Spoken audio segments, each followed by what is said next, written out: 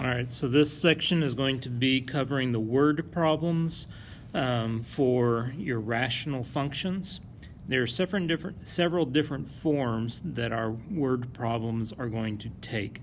The first one is just simply a algebra problem. So we're going to be given, here it says a denominator of a fraction is 2 less than twice the numerator. If 7 is added to both the numerator and the denominator, the resulting fraction is 4/5. And when you see these word problems, you want to attack them piece by piece. Read the whole thing to get a big picture for what's going on, but then you look at it piece by piece. So if you look at the first statement here, it says the denominator of a fraction. Well, if it is a fraction, that's probably the first thing that we should do is write a fraction. And this fraction, in this fraction, the denominator is 2 less than twice the numerator. So that means your denominator would be 2x minus 2, where this is 2 less than twice the numerator, which means the numerator is x. All right, so now what this says is that we are going to add 7 to both the numerator and the denominator. So we're going to now add 7 here and here. And it says that if we add this, then our resulting fraction is going to be 4/5, which means this is going to equal 4/5. All right, so we can simplify this a little bit here. This will give us x plus 7 over 2x plus 5 equals 4/5. We could multiply the whole thing by the least common denominator, being 5 and 2x plus 5. Or we have a fraction equals a fraction. That is a proportion. And you can solve proportions by cross multiplying. So multiplying this direction is going to give us 8x plus 20 equals, and then multiplying the other direction will give us 5x plus 35. All right, so now we're going to subtract 5x over here, which will give us 3x. And then we're going to subtract 20 over to this side, which will give us 15, meaning x is equal to 5. Now, when you have an answer, make sure that you always reread the question to verify that you have answered the question. Now, in this, it says the denominator is 2 less than twice the numerator, as 7 is added to both numerator and denominator, resulting fraction is 4/5. Now, here's your question. What was the value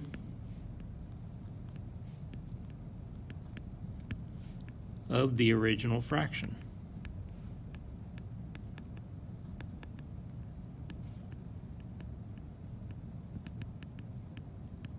All right.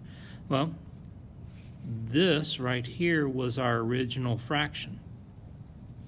So we are going to take the 5 and substitute it in place of x in both places, which will give you 5/8. All right, next problem. This is going to be called a rate problem. And if you read through this real quick, Cheryl can run 3 miles per hour faster than her sister Mona can walk.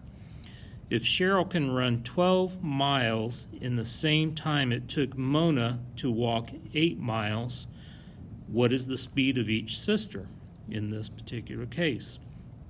All right, so we've got Cheryl and we have Mona. Now, with the rate problems, if you think about this, if you're going to drive 70 miles per hour and you are gone for 3 hours, how far have you traveled? Well, the distance would be 210 miles, and we get that by multiplying these two things together.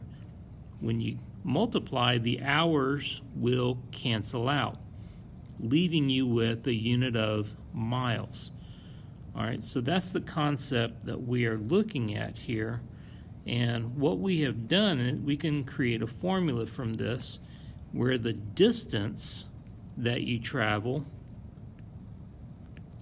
is equal to the rate or speed at which you're traveling multiplied by the time that it took you to do this.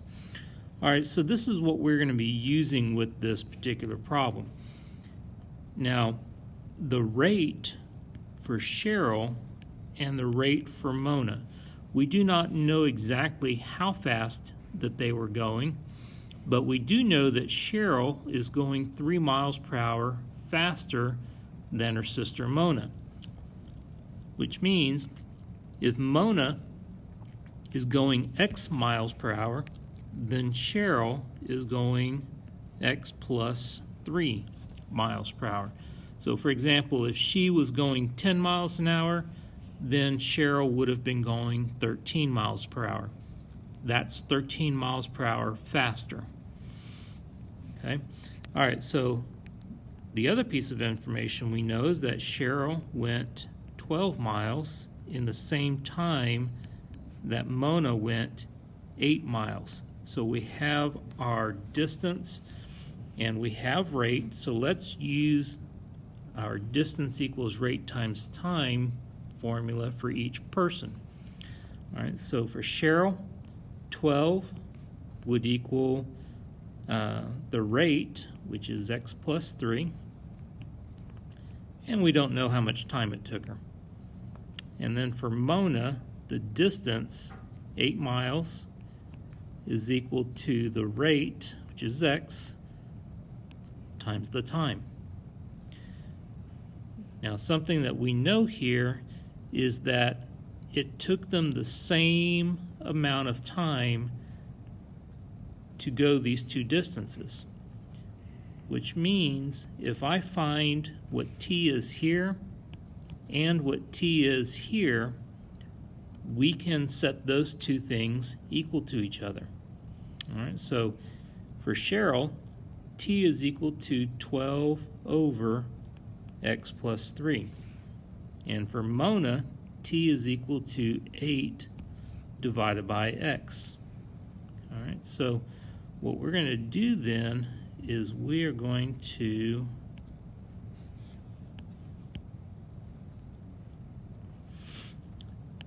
take these two fractions and set them equal to each other. So that means 12 over x plus 3 has to equal 8 over x. And once again, that's because it took them the same amount of time.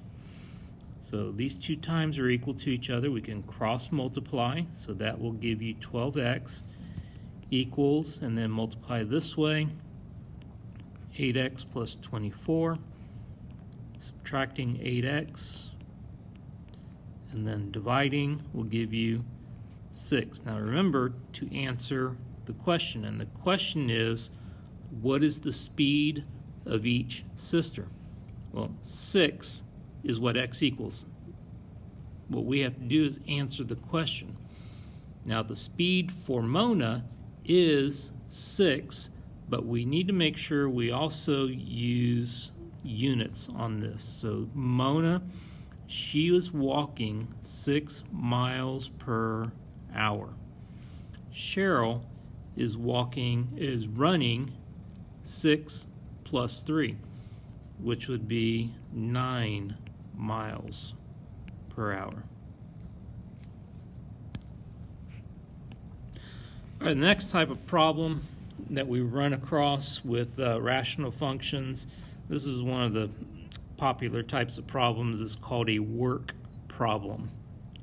And so in this situation with the work problems, we're comparing how fast it takes one or more people to accomplish a task. And kind of a generic formula for this is going to be 1 divided by the time it takes for one person to do a job alone, and that job could be a lot of different things, plus, and it could be multiple people here, plus the time 1 divided by the time for another person to do the job by themselves, and that would equal 1 divided by the time it takes them to accomplish their task together.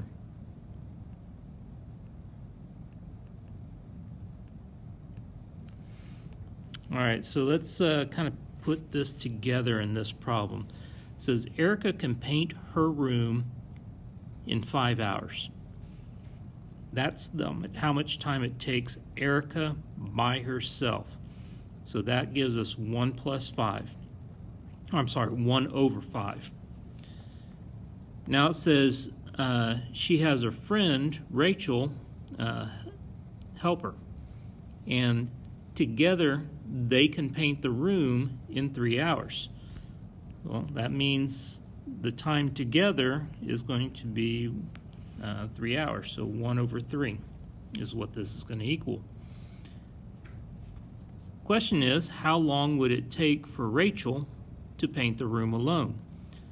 Well, for Rachel, we are looking for, or this is the unknown value for Rachel. All right, so this is going to be 1 over x. And that's our task, is to try to find out what x is. Well, for this rational equation, then, we're going to solve by multiplying by the least common denominator, which is 3 times 5 times x. And for the first fraction, the 5's will cancel out.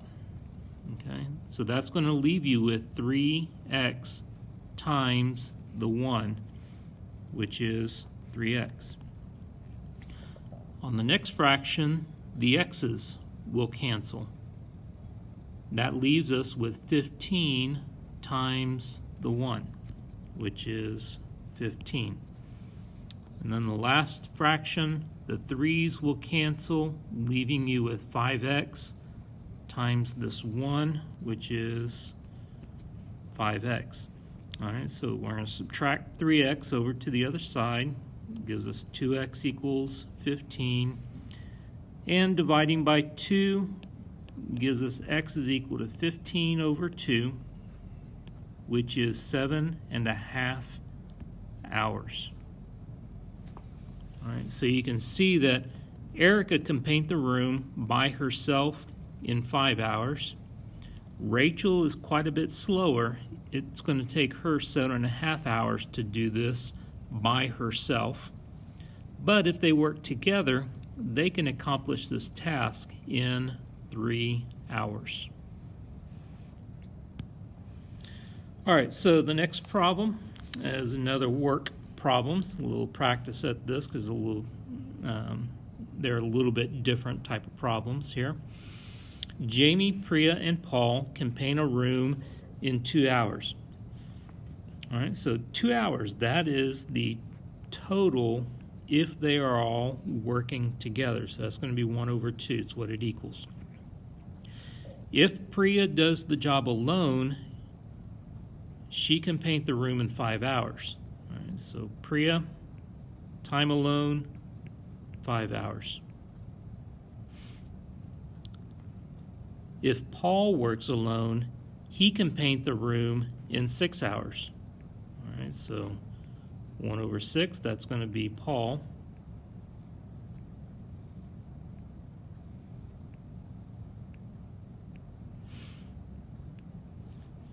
And if Jamie works alone, how long would it take her to paint the room? So that's going to be our unknown value here. All right, so multiplying by our least common denominator, that is going to be 30 and x. And so if we multiply the first fraction by 30x, that is going to reduce to 6x. The next fraction will reduce to 5x. The next one is 30. And the last one is 15x. All right, so combining like terms, 11x plus 30 equals 15. Subtracting 11x,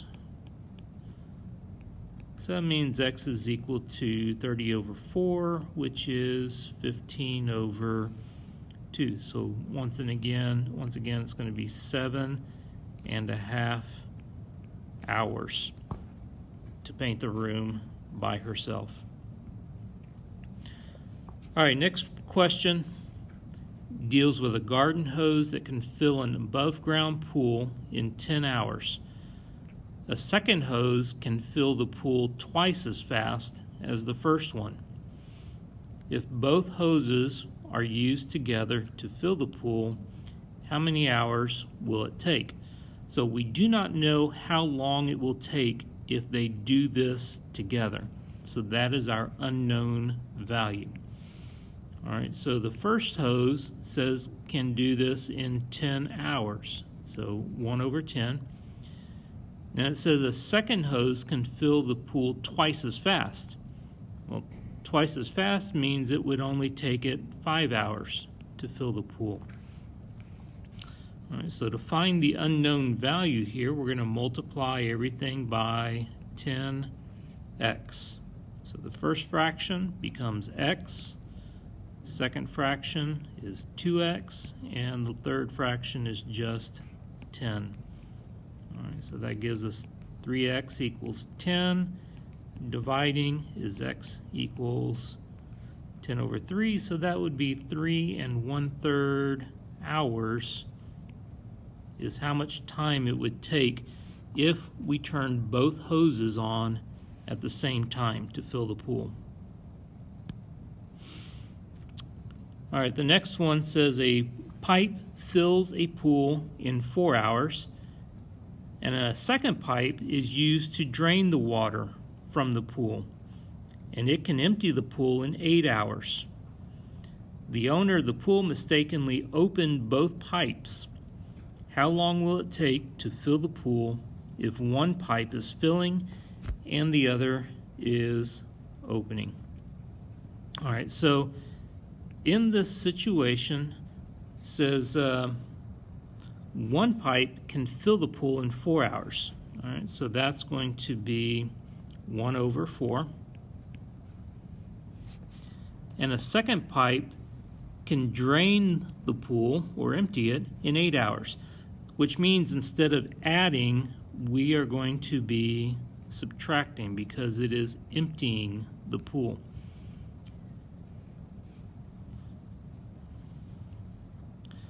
And then if both of those things are happening at the same time, our unknown quantity is right here, and this is the time that it would take if both of these things are operating, the time it would take to fill the pool. All right, so we're going to multiply by our common denominator, which is 8x. This will become 2x minus x equals 8.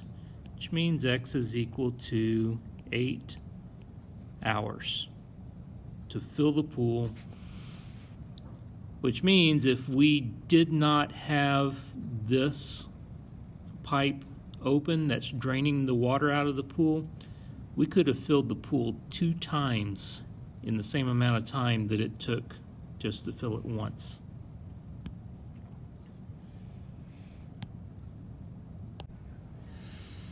All right, so the next type of problem is going to be another distance or rate problem, but this one is going to be a special type of problem dealing with currents. Another type of problem will be dealing with wind speed. And this is the situation here. The Lazy River has a current of 2 miles per hour. A motorboat can travel 15 miles down the river in the same amount of time it takes to travel 9 miles up the river. What is the speed of the boat if it was going in still water? All right, so we have two situations here. We have upriver and we have downriver. If you're not familiar with rivers, this means that upriver means we are going against the current.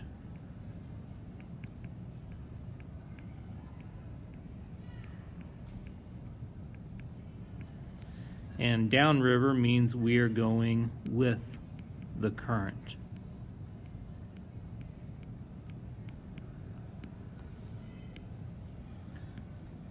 All right, so it says Lazy River has a current of 2 miles per hour. All right, so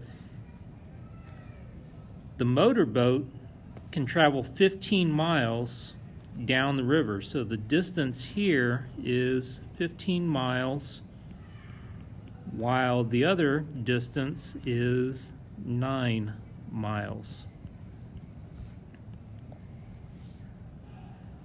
Now the rate here, this is the rate, this R stands for the rate at which the boat is going. And we don't know exactly how fast the boat is going, so we will call that X. However, if your boat is going, let's say 20 miles per hour, and it's going with the current, that means the boat would actually be going 22 miles per hour, because you have to add the speed of the current to what the speed of the boat would have been in still water. So X is the speed of the boat in still water.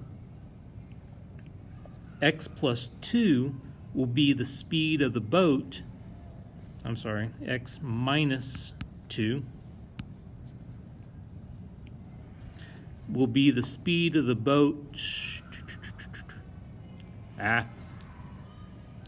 Got these two things backwards. Let me fix this real quick. This was 9 miles upriver and 15 miles downriver. Hopefully you caught that mistake. And so if the speed of the boat is whatever, you would subtract 2 from that because of the current if you're going against the current.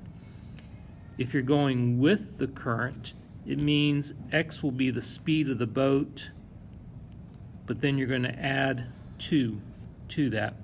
Again, X is the speed of the boat in still water. Now, remember, we're still using distance equals rate times time. So here, 9 is equal to X minus 2 multiplied by time, which means time is equal to 9 over X minus 2. And over here, distance is equal to rate times time. Therefore, time is equal to 15 over X plus 2. And what we know is that it takes the same amount of time to go 9 miles upriver as it does to go 15 miles downriver. That means this value has to equal this value. The times have to be equal to each other. All right, so that's going to give us then 9 over X minus 2 equals 15 over X plus 2. All right, so cross multiplying, this way will give us 15x minus 30 equals 9x plus 18. Solving, we get 6x equals 48, so x is equal to 8. Now remember to go back and check what the ultimate question was. What is the speed of the boat in still water? That is what x represents, the speed of the boat in still water. Therefore, the speed of the boat in still water would be 8 miles per hour. Okay. All right, similar type question here. Steamboat can travel at an average speed of 11 miles per hour in still water. All right, so this is a different value that we know. We know the speed of the boat in still water. Traveling with the current, okay, so we have with current.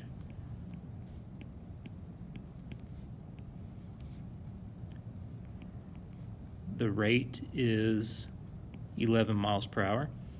Traveling with the current, the boat can travel 77 miles down the river in the same amount of time it takes to travel 44 miles upstream. So the distance here is 77. Find the speed of the current. All right, so let's go back for a second. This 11 miles per hour, that would be the speed of the boat in still water.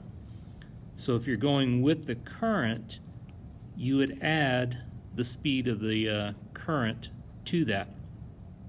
That's what our variable is going to represent here. All right, so against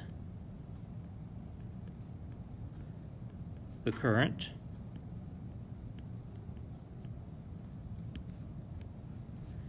the rate will be 11 minus x, and the distance it can travel is 44 miles. All right, so distance equals rate times time here. So 77 equals 11 plus x times t. Therefore, t is equal to 77 divided by 11 plus x. And over here, your distance is equal to rate times time. Therefore, time is equal to 44 divided by 11 minus x. And it does say in here that it takes the same amount of time, which means this time has to equal this time right here. All right, so setting these two things equal to each other will give us 77 over 11 plus x equals 44 over 11 minus x. We're going to cross multiply here. So 77 times 11 is 847 minus 77x equals, and then 44 times 11 is 484 plus 44x. All right, it's taking the 847 minus the 484 is going to give us 363. And then we're going to add the 77 to the 44x, and that's going to give us 121x. And then dividing gives us x is equal to 3. Now, the question says find the speed of the current. x did represent the speed of the current. So therefore, 3 miles per hour is the speed of this current.